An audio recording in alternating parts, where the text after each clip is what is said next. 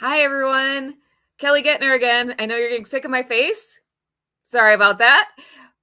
But welcome to another Multiverse Fundraiser panel. This is the Comic Book Spectrum panel, so I have a lot of fun people in the green room. We're going to talk about comics that give you hope because, especially now, we need some hope.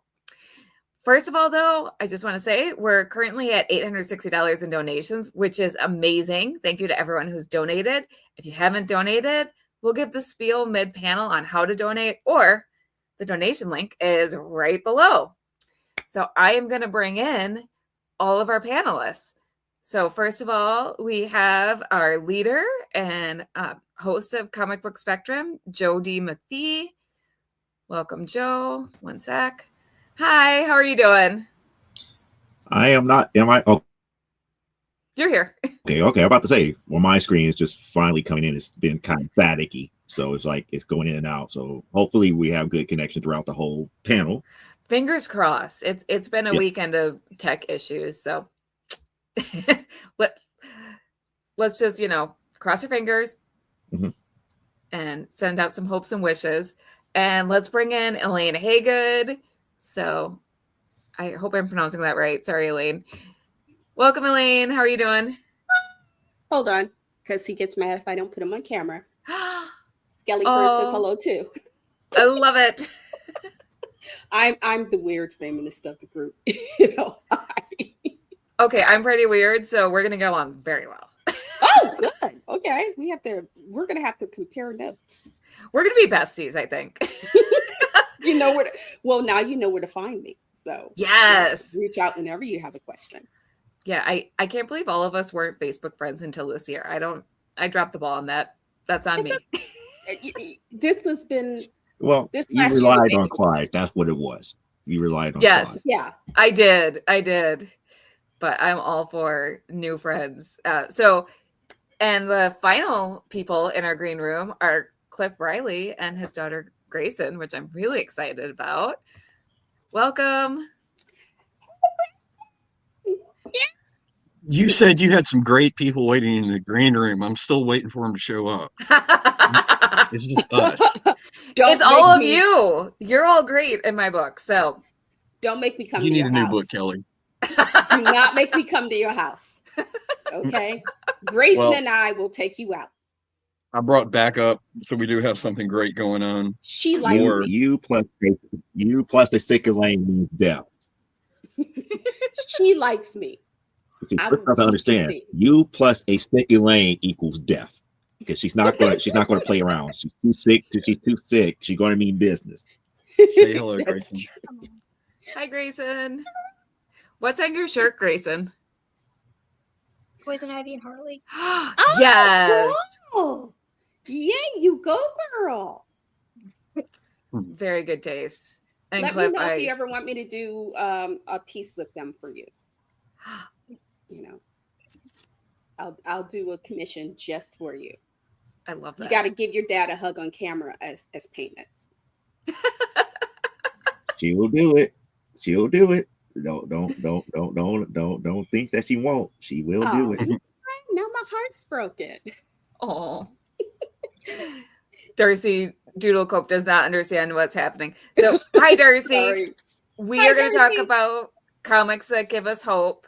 And this is for the Multiverse Fundraiser. So this panel is free to attend, but we are running a donation link for Comic Books for Kids. Comic Books for Kids is a great charity that is focused on getting comic books and other comfort items to kids in hospitals and cancer care centers across the U.S. and Canada.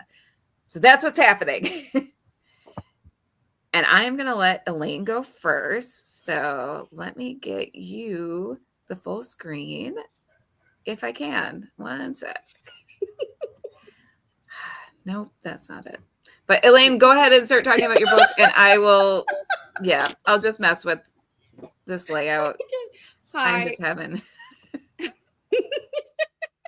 I'm the resident feminist of this group, and I drive my whole point in life is driving these two men crazy and taking little Darcy there and making her believe it. Anyway, My presentation is going to be on the book Diana and Nubia, Princesses of the Amazon.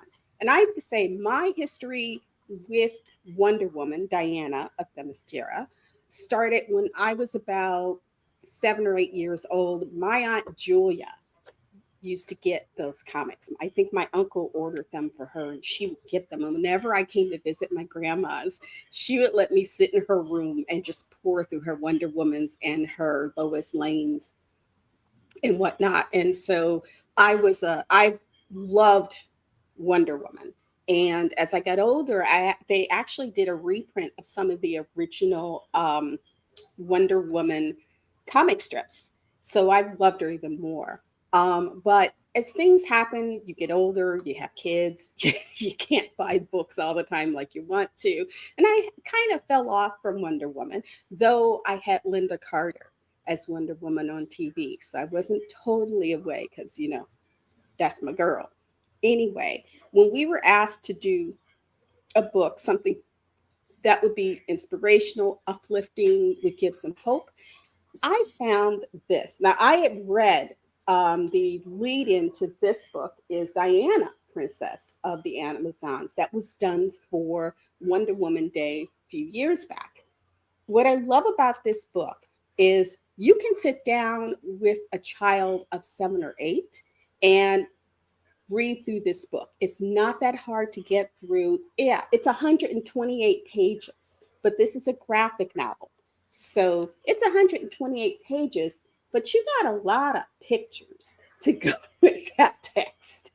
So it won't tire you. And it's 6 chapters. So if you had a very young reader that you were doing this with, you could take a chapter a night. And what the story is about is because Nubia, my understanding of Nubia is she wasn't original to Wonder Woman when I was a child reading Wonder Woman. Nubia came much, much later. And what I love it, and they've retconned those 2 characters several times.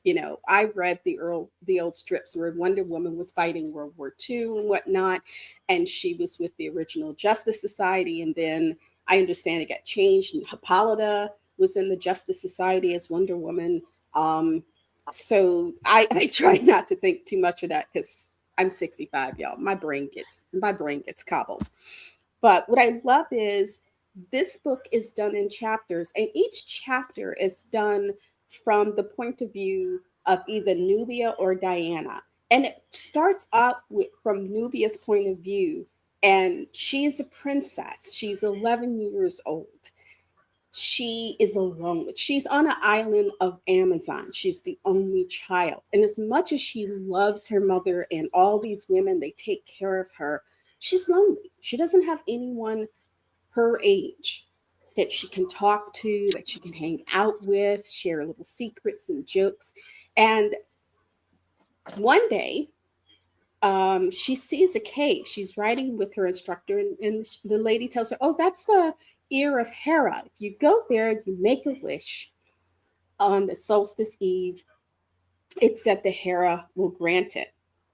And when she talks to another one of the Amazons, she tells her, "Yeah, I made a wish a long time ago." And she goes, "Did you get it?" She goes, "Well, maybe not." She goes, "But you have to, in order to make your wish, you have to give something precious. So you can't just go ask for something. You have to give up. You have to make a sacrifice in order to do this." So Nubia goes off and she slips out on the solstice eve, and she goes to the ear of Hera, and she gives her favorite toy, which is Princess Floppy Copy. It's a single light bunny, and Cyclops bunny, and she puts it on the little altar, and she says, "What I want most of all is a sister." She then slips back in, goes to sleep. Then you go in chapter 2 to Diana's point of view. We see Diana waking up. She's in her room, she's in her bed. She wakes up, she looks across the room. There's another bed. In that other bed is Nubia. And so both girls are like, "Who are you? Who are you? Who are you?" it gets kind of loud because, they're princesses and they're warriors. And, you know, it's an interesting book. It is great for young readers, boys or girls, because it talks about, especially if you're an only child or an older sibling. And I'm an older sibling. I have several younger siblings. So there's that loneliness you feel, but then you make the wish, oh, I wish I had a sister or brother. And then you get that wish, and it's like, you are exactly what I wished for. And it starts out, the girls are kind of at each other. Diana thinks Nubia is Cersei playing a trick on her. Nubia thinks Diana is some trickster god. And after arguments, including they finally get to compete in the solstice trials against each other.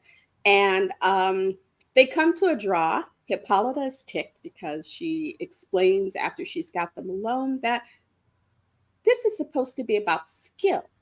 And that wasn't skill. That was violence. That was anger. That's unacceptable. The girls then, when they're arguing later, Diana mentions, if I hadn't made that wish, to which Nubia's like, oh. And they realize the night before, they'd wished for the exact same thing. They don't tell each other that at the beginning because, that would be too easy. They then travel back to the cave, each taking their second favorite toy, which they then sacrifice. And Hera appears. And Hera explains what has happened, why the adults can't remember any of the things. Hippolyta can't remember her life with just Diana or just Nubia. They think of them as always been born together.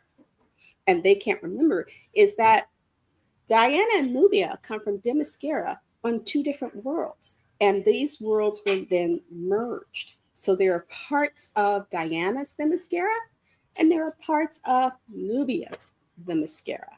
The people are the same, but there are changes within the island itself. The flora, the fauna, people's memories and whatnot. And the girls, she tells the girls if they want their worlds to go back, they have to bring 10 things that are unique to this new Themyscira so that Hera can break the spell and separate the worlds. And I'm not going to tell you the ending because that would be stupid to spoil an ending because, I'm old, I'm evil, and I just don't do that. But it's a great story of understanding. And I love the fact that you switch each chapter switches you, either you're in Diana's head or you're in Nubia's. So you see both sides of this discussion. And one of the lessons is be careful. It's an old adage, be careful what you wish for because you just might get it. And they get it, but it takes them a while to realize this is what we wished for. And sometimes if you can put a thing together, taking it apart isn't as easy as putting a thing together. And sometimes taking it apart isn't the thing that you need. Maybe it is that togetherness, that being siblings isn't this wonderful, it's the Brady Bunch, type. Yeah, that's old. I know a lot of you probably never heard of the Brady Bunch. That's okay. But it's that everything's fine. It's what is that? Everything is awesome. Everything's cool when you're part of a team. Yeah, it doesn't always go that way. Everything is awesome. Thank you. Then in the Lego movie too, we get everything's not awesome. Excuse me. Oh, sorry. Okay, like I said, I'm old. You have to forgive me. I have long COVID, and some days are just not as good as others. But for very young readers, this is good because it'll help build their vocabulary. As a parent who has raised siblings and children of my own, if you're going to sit down with somebody younger than 11, read it with them. Take them, especially very little readers, because they'll love the drawing. The artwork is very fun. And they did this with children in mind. But with very young readers, sit there and read it with them. And in fact, I would say if anybody with a child younger than, say, 17, 18, if you're concerned, read the book first. Read it first, then give it to the child and let them ask you questions. Hey, mom, I saw this and they said, and I was thinking that made me wonder, let it, if you're homeschooling, or even if you want to say, add to your child's curriculum, this is a good way of engaging, of getting them to ask questions, to think about sometimes taking an action before you think isn't always a good thing, even though sometimes the journey to where the good stuff is will lead you to something better, but that's not necessarily going to be because it's a great journey. And for your older readers, let them see it. And I believe boys or girls will benefit from this book because it talks about what it's like to be a sibling, or just what it's like to get to know somebody who is so much like you and yet so much not. And I love this because my growing up with Wonder Woman was Themyscira was all white chicks. Which is interesting because it's supposed to be Greek Amazons, and if you ever seen Greek Amazons back then, they weren't, They were not white. Yes, thank you. I wasn't trying to say it without coming off wrong. This era, I got you. The Amazons, it's a more inclusive Themyscira. So you have very pale Amazons like Hippolyta. Why they chose her to be blonde, I don't know for the series, because I read those old Herculean books. And one of the original versions of Diana's origins was based on that old mythology where Hercules, on one of his quests, has to seduce Hippolyta to get something from her. And I guess they were suggesting, some of the earlier strips suggested that Diana may have been his child. And then they retconned it. It's like, no, she made herself a baby. And the god said, she made this little baby thing. And the god said, yes. And then we got Nubia, and they kind of retconned things again. And my understanding is Nubia is now preparing to become queen of the Amazon. She's going to be queen. She is currently the queen of the Amazon. Okay, so she's queen of Themyscira. I have not been keeping up as much as I should. I'm sorry. I just, I'm one of those idiots who, when I saw the end of Wonder Woman 84, I jumped up and screamed. And I ain't saying no more than that. If you ain't seen it, don't talk to me because I might hit you.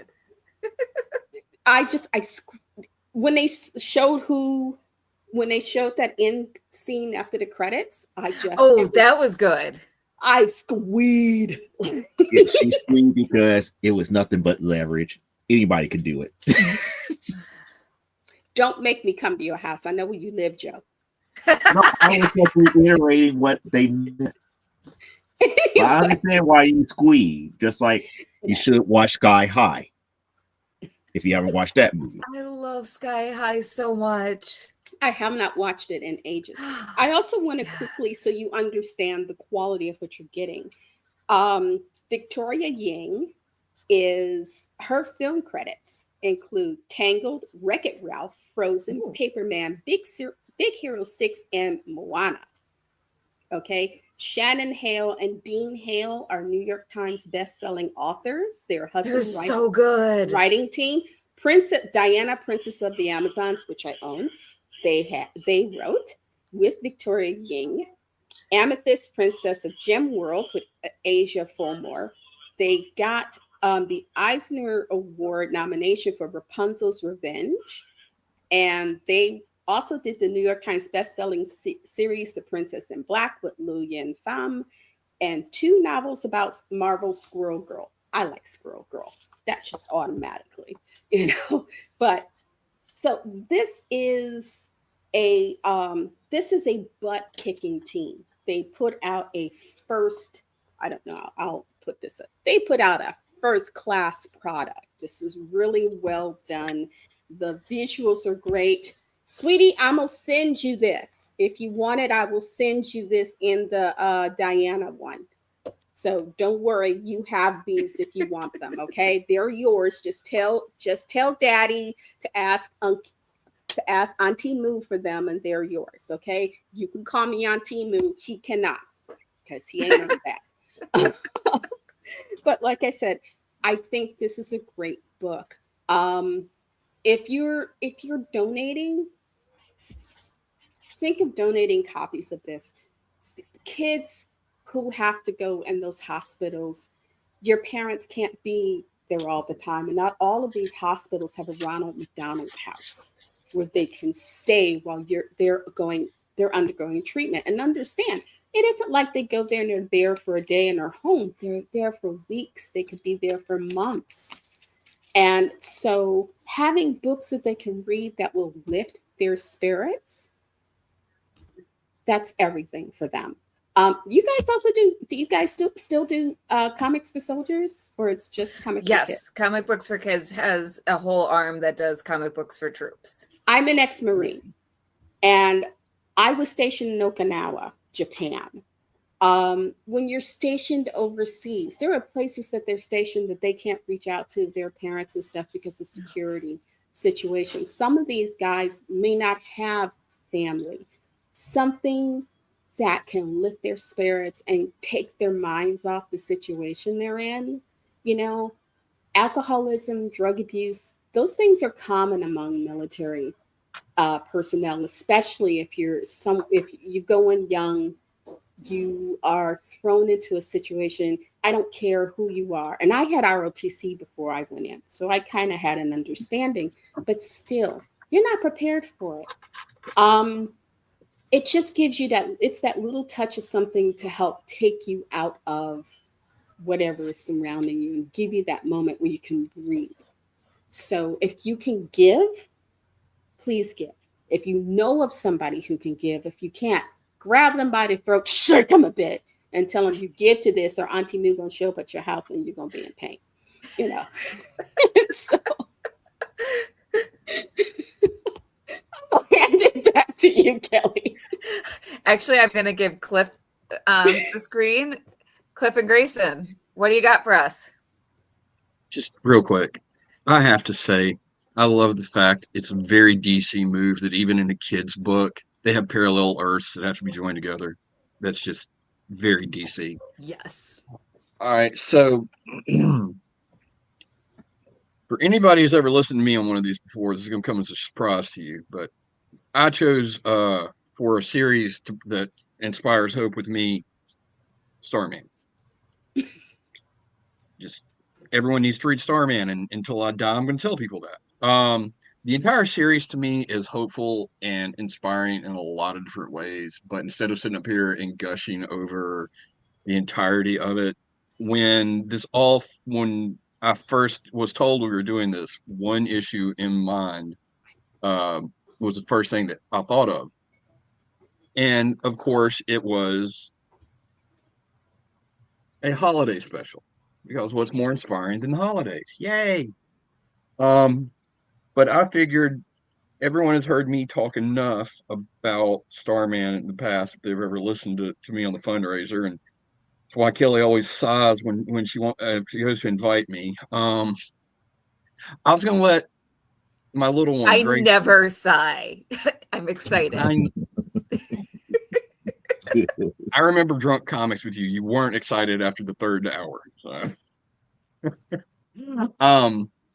But I was going to have my daughter, Grayson, who's a young comic reader, give her thoughts on it. I'm just going to give the quick overview, and then I'm going to let her talk more in depth about it.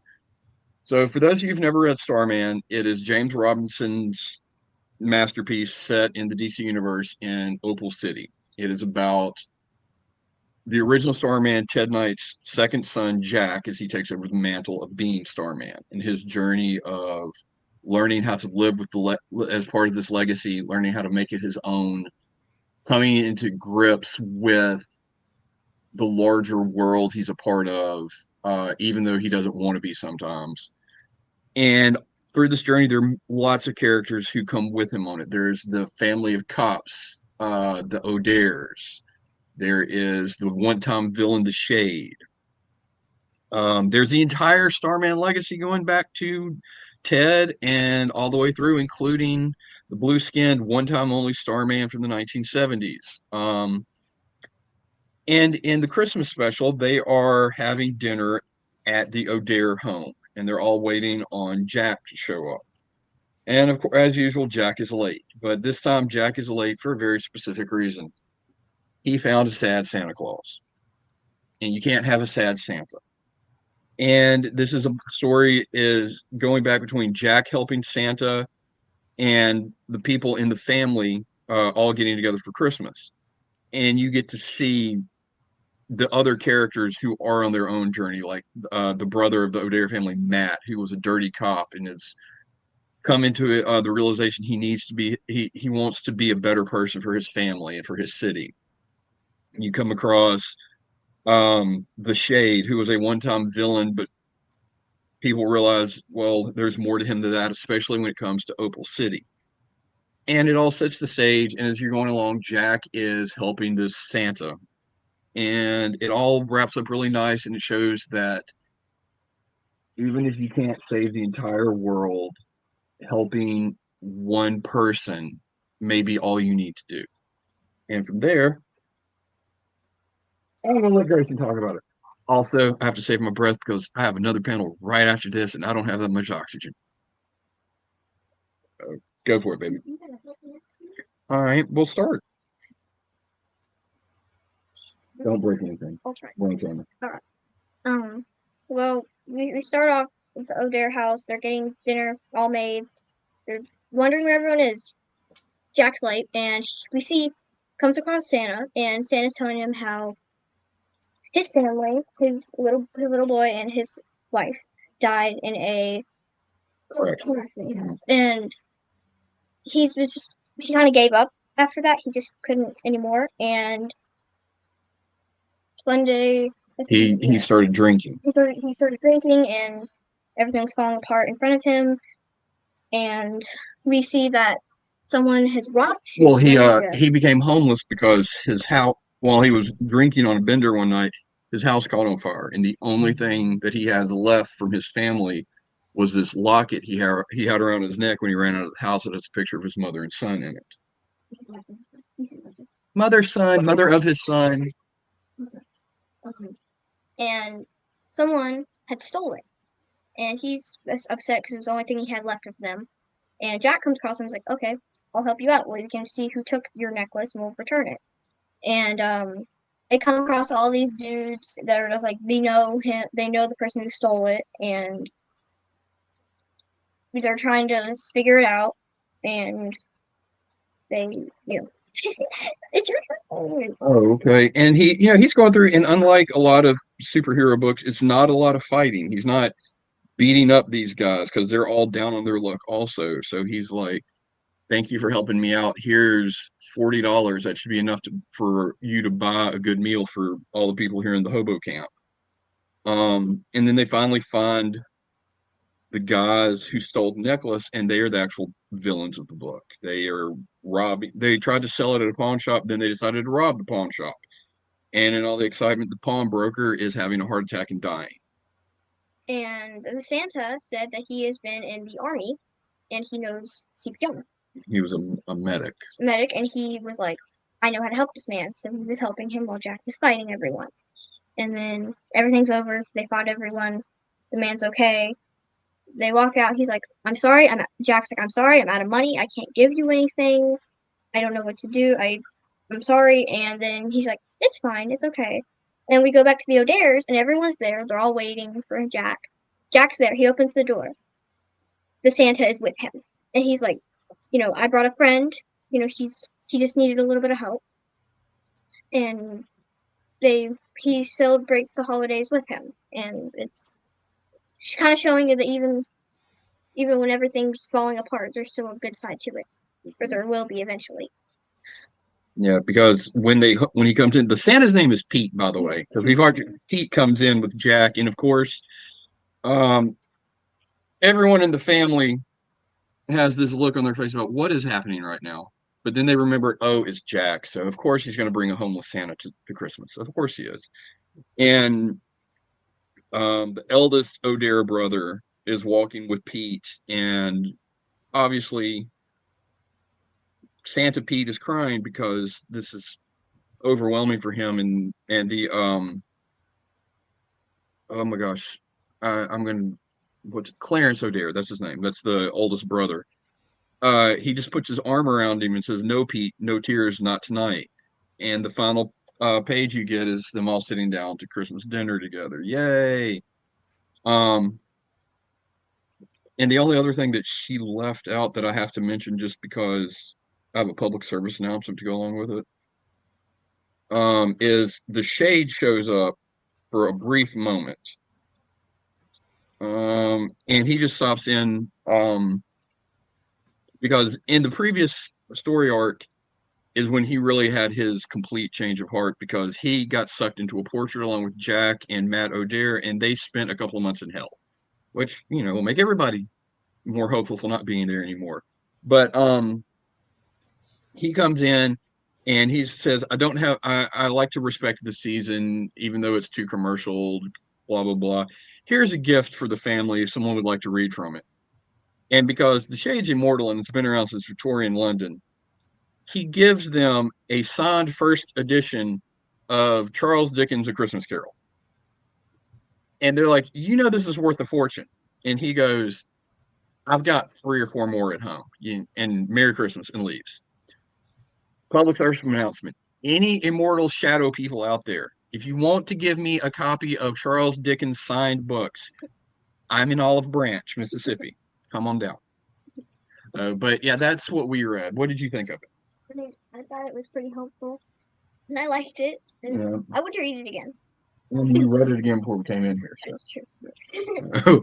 But yeah, that's I can't say enough good about the story of Starman. And this one issue is a good example of how you don't have to be the world's greatest hero, Superman, to inspire hope in people. All you need is to inspire it in just one person. And that can make all the difference, which kind of like what we do here with this fundraiser. That one kid may be all we can help, but that's better than none of them. And also, you get to read it with your kids if you're lucky enough, and that makes it even better. But now that Missy Lane told me about a magic well that I can get any wish I want, it was good seeing you.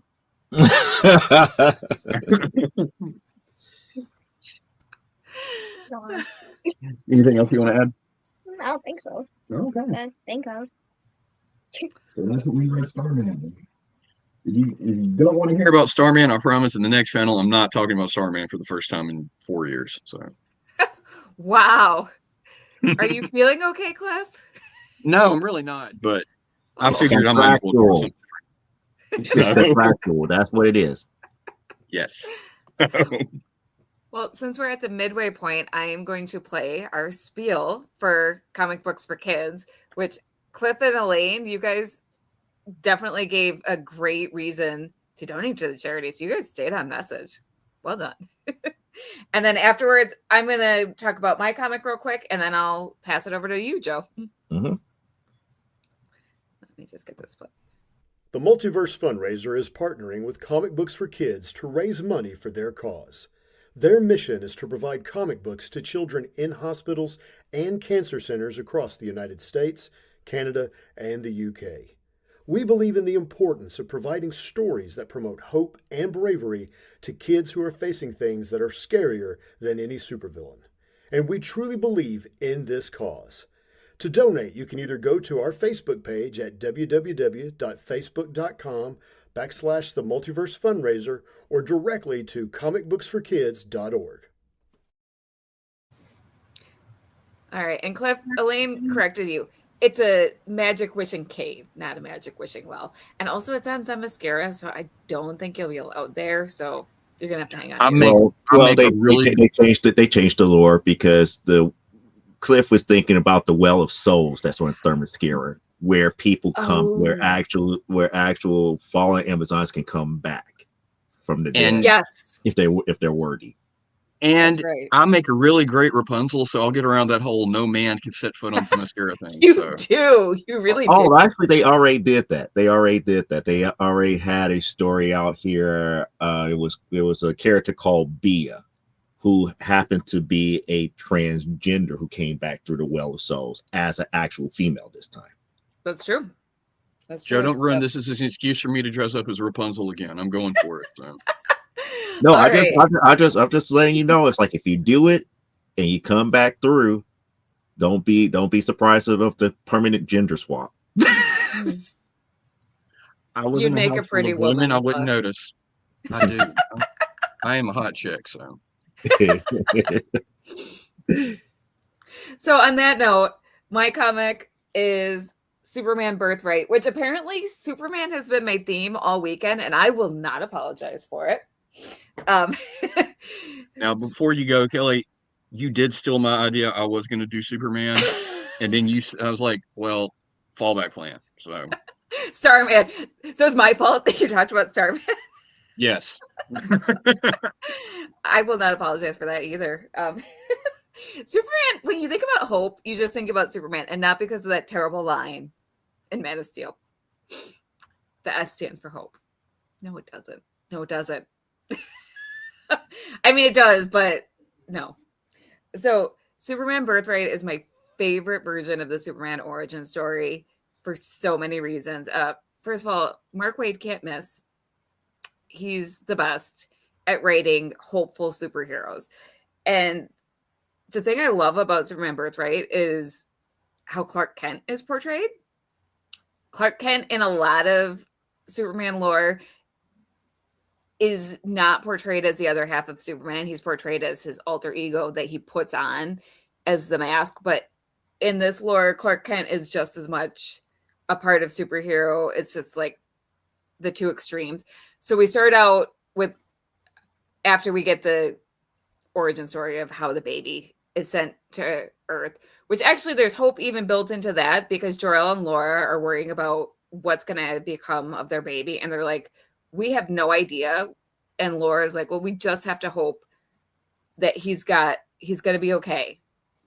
So there's that spark of hope right there.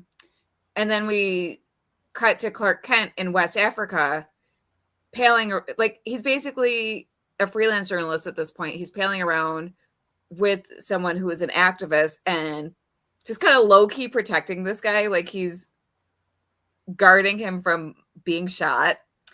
And he's learning from this activist. So we see Clark Kent, social justice warrior. Yeah, I said it. And I love that perspective because it shows that Superman is not just the powers of the god, it's the morals of the man. And we really get an emphasis on his upbringing, which any good Superman story has that. But we also get a really good moment where Superman, once he has started wearing the cape, he considers throwing it all in because he sees Metropolis is in peril. And he's like, well, this is because of me.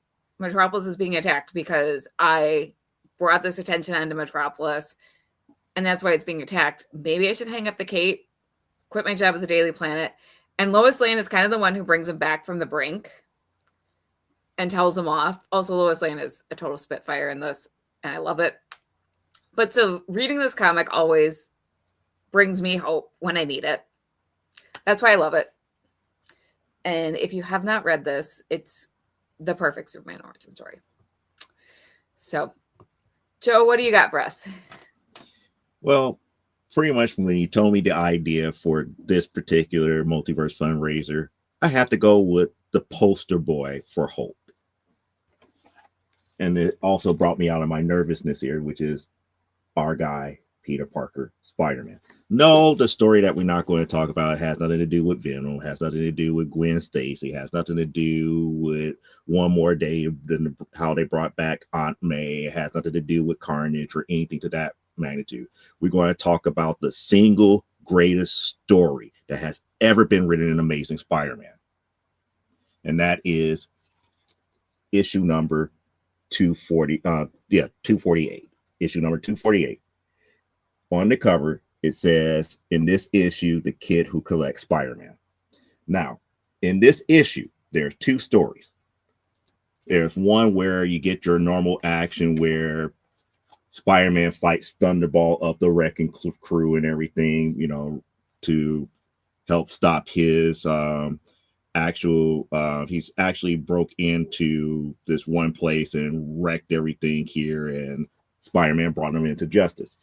We don't care about that story. We want the second story here, which is the kid who collects Spider-Man. And this story is told in such a way, which pretty much is the antithesis of why we do this multiverse fundraiser. It starts out, and I have to zoom in on it, talking about an article. And the article talks about this one kid called Timothy Harrison. And you never think too much about, you know, why would this story start out with an article talking about a kid? So it starts out about talking about the kid and how the kid is kind of like a 30-year-old in like a kid's body and everything. And, you know, hyping up the kid as being the typical average kid who loves Spider-Man. So if it's pans out and then you see Spider-Man in his bedroom, waking him up. It's like, hey kid, how's everything going, this, that, and the other. So the kid finally meets his hero.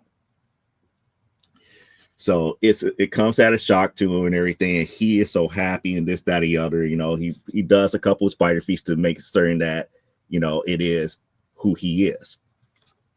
So the kid is just so ecstatic and everything that he breaks out his collection and tells him how much he loves that he does what he do and this, that, and the other. And they go through his collection and everything. They have his origin story up here as well.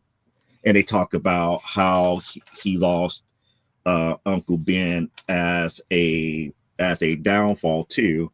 You know, talking about how Ben died and everything, and how it like was one of his worst days ever, and whatnot. And you know, the kid comforts him and everything.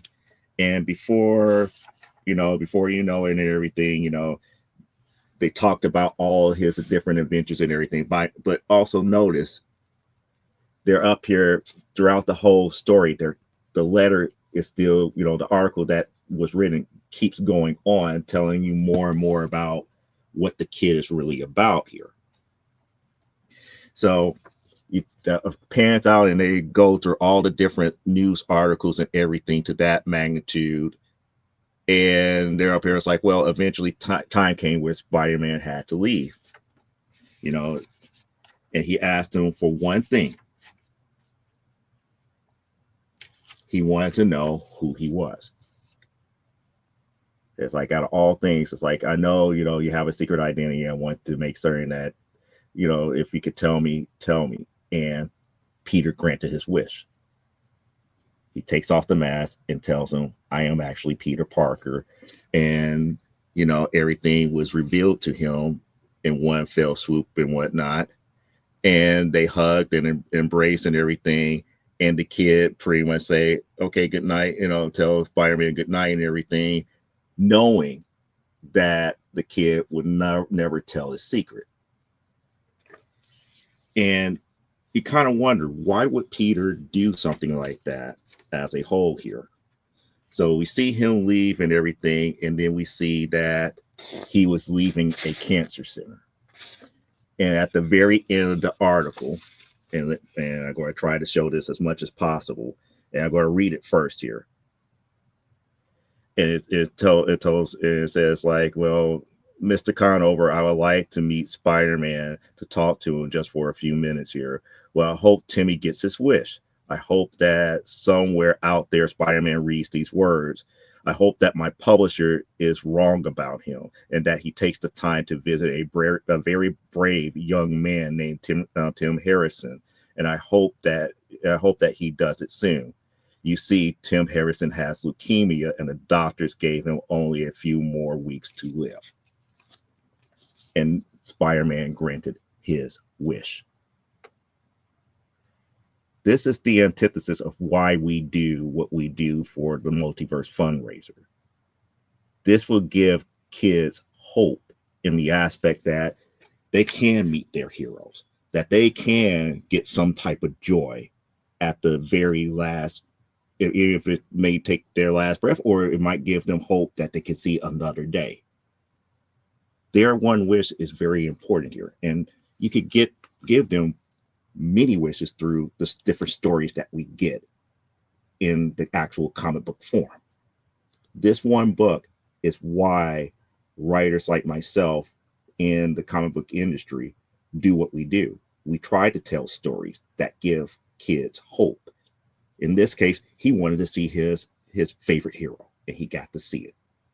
Sometimes it might be just a simple adventure to go on, to have that last hurrah.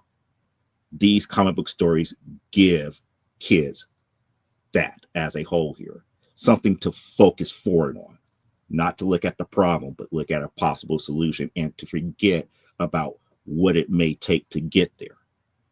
It might give them the push to move on and to keep going. So if you haven't, and I do applaud, ask that you go ahead and give, because this is the reason why we do what we do in comics as a hero. So that's one of the reasons why I still feel that this particular story, in issue 248, is the greatest story in Amazing Spider-Man history. Now, you might think, you might be a Venom fan, you might be a Carnage fan, you might like all the other stuff here. But stories like this don't come on a day-to-day basis. Heroes sometimes need to take time for those who really look up to them. And that's the comic that I brought for you guys today here. I hope that you understand why I chose it more so than anything else. It's one of the most inspiring messages, especially after somebody else took the time and the effort to write an article in a newspaper to get Spider-Man's attention, to do that one little thing for his biggest fan. And there you go, Kelly. I not one to. That is a perfect choice. I almost cried. That's Yes. like you said, that's why we are here. And when was that story published? Do you know? This was done, I want to say, in the 80s, 1984. I love that. And this was like one of the few Spider-Man stories that I read as a kid, and it stuck with me for the majority of my life. I'm not a big Spider-Man fan, but this was the one Spider-Man story that made me like the character. Everybody was up there. It's like, oh, he's beating up on all these different villains, but that second story is what made me like Peter Parker. The second biggest Spider-Man story happened to me with Ultimate Spider-Man when he actually died, saving New York. Ooh. That was another inspiring story that fits this particular fundraiser. I mean, what he did made his greatest enemy, J. Jonah Jameson, change his heart because he saw what he sacrificed to do what he did. I loved that arc for J. Jonah Jameson and seeing how he changed towards Peter afterwards. Mm-hmm. It was beautiful. And there's a reason why Peter Parker's Spider-Man is the friendly neighborhood Spider-Man, because you see him doing those small things for the neighborhood. Well, we call them small things, but they're not. They're huge things for those that live there. Yes. I do. I love that about Spider-Man. Like, every so often I would get, when we kept getting Spider-Man movies and nothing else, I was like, do we need another Spider-Man movie? But that's why mm-hmm. Spider-Man has that lasting appeal. And same thing with Superman. It's because the characters have that heart that we will forever need. Unless you read like Lois Lane, where you get to see him as a jerk. So Elaine said she got into the comic because of the original animated series, but Gwen Stacy's death gutted her, which mm-hmm. Yeah. So one of my many hats that I wear is I do a comic and U.S. history podcast, and Hollis Thompson and I talked about Gwen Stacy's death and how that changed the industry and how before that they really didn't let heroes lose, and they didn't kill off characters for good like that. And it did kick off the whole women in refrigerators thing, but that issue had it explored so much of the character, so it's an important issue, and it's not necessarily just a woman in refrigerator in terms of like, okay, well, it doesn't serve any value for the story. You have to look at it from the progression of the overall story too, because she lost her father a couple of issues before that. Because people keep forgetting about Captain Stacy. Captain Stacy died before Gwen did. And she was dealing with that, plus everything that was going on, plus the ultimate trap that the Green Goblin set for Peter. This was the first time that Peter had to deal with death on his hands. He literally tried his best to save her and couldn't. So it wasn't just the, woman in the refrigerator. Don't forget, in between all of this, Gwen had twins from Norman Osborn. Mm-hmm. Oh, I'm trying to forget that. So she had a lot going on. That was a retcon, though, wasn't it? I try to forget that. I quit reading Spider-Man after the marriage went away, so I couldn't tell you. In my mind, it happened. So I'm pretty sure her whole affair with Norman Osborn was a retcon that happened later. For the modern tellings, yes, it's been retcon. Well, I do know that the twins are still around because they were in the last story arc before he went into space. See, I'm glad that story got retconned, and I'm glad that they have acknowledged that Avengers 200 should be retconned. Which one is Avengers 200? One where they let Carol Danvers go off with her a person who assaulted her. Oh my gosh! Who happened to be her own son? Yes. It turned out that the person who assaulted her was her own son. It's like, yeah. Yeah, I'm familiar with the storyline. I just didn't know the number. That's storyline. The worst story ever written by Marvel Comics was Avengers 200. Yeah, that's the opposite of hopeful. These things happened a long time ago, and we pretend they didn't. The nice thing about comics is that there's so much canon that if you're like me, anyways, you can cherry pick your canon. Mm-hmm. Because a lot of stuff is getting retconned all the time. A lot of it contradicts itself. So you pick the stories that are your happy place and you just live there. That's why I'm so happy that Elaine did the Wonder Woman stuff, because I wasn't going to let her mess it up. I wasn't going to. That's like, yeah, Nubia and Diana would forever, in my point of view, would be based upon canon. They would forever be twins. I love and people look at me like, they weren't twins. It's like, yes, they were. When they introduced Nubia, they were twins. They were both made at the same time. And I hate the explanation of this. One was made from white clay and the other one was made from black clay. And yeah. Mm-hmm. And Hera breathed life into both of them at the same time. So Hera actually gave her twins. Elaine is saying, excuse me. I think he meant that you weren't going to mess it up. Yes, you weren't going to mess it up, because I'm not going to allow you to mess it up. Oh, okay. I wasn't going to allow trying to give you a save. Yeah. It's like, if you said something that was incorrect, I'm going to make certain that it was made certain here. Also, Elaine saying, I would like some of the 70s Lois Lane books where she let her hair down and wore hot pants and learned Kung Fu. Okay, I need to learn more about these. Elaine, send me a message with what the book titles are, because I need to go down. I want to say it's like Superman's girlfriend Lois Lane from like issue number like 86 on. Okay, so the early Superman, like the Rose and Thorn story, the backstories were like the Rose and Thorn backstories that was in there, and everything was her coming into the more modern era, where she wasn't like, oh, I'm so in love with Superman. It was more like, oh, it's just like Superman, it's like you had your chance. I'm about to marry Bruce Wayne now, since he showed interest in me and I don't have any time for this. And why do I need you? I was like, I haven't learned Kung Fu and this, that, and the other. And, she was her stories were actually progressing. And like Elaine was saying, it became more more of a standpoint of having more feminism in the books. Oh, Which, I'm to here me, for that. which the whole thing to me is some new thing, because I grew up when Lois Lane learned how to defend herself and Superman taught her Kryptonian martial arts. It's even in the Who's Who, her entry. I don't know nothing about this learning kung fu stuff. Because Yeah, y'all said she that could was defend much herself. later. That was not in the 70s and 80s. That was more 90s. Well, I mean, it had to be in the 80s because the Who's Who was pre-crisis. Oh, interesting. So it Because, probably was Burn era. Well, Burn era was 80s, wasn't it?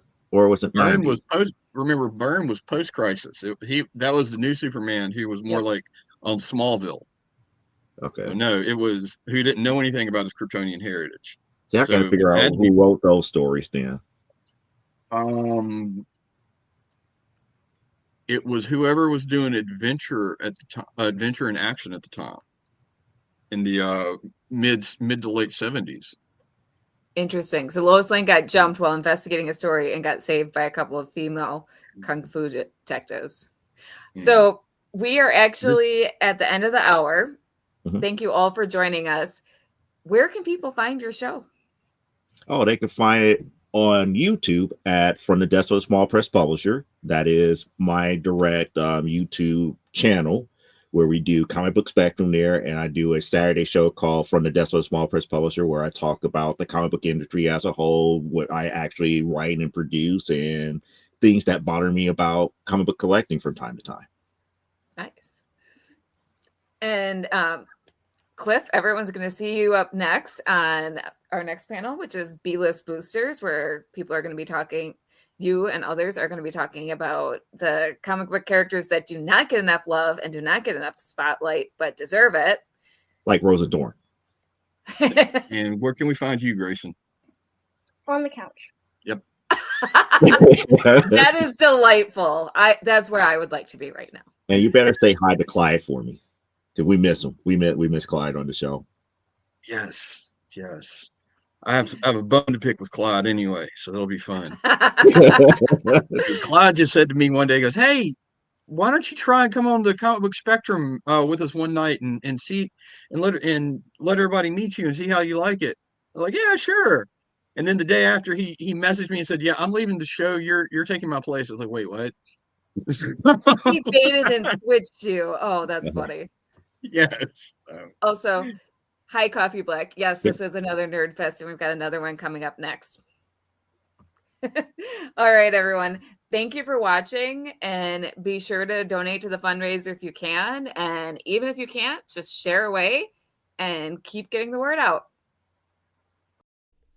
The Multiverse Fundraiser is partnering with Comic Books for Kids to raise money for their cause. Their mission is to provide comic books to children in hospitals and cancer centers across the United States, Canada, and the UK.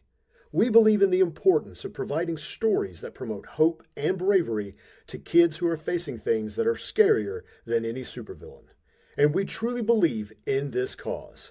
To donate, you can either go to our Facebook page at www.facebook.com/The Multiverse Fundraiser or directly to comicbooksforkids.org. The Multiverse Fundraiser would like to thank our sponsors: Earth Dog Studios, Clobbern Comics, The Art of Brian Rodman, Studio Moonfall, Elusive Comics, and of course, the Phoenix Sisters Entertainment Network for hosting this event. Learn how to support these businesses on the MVFR website.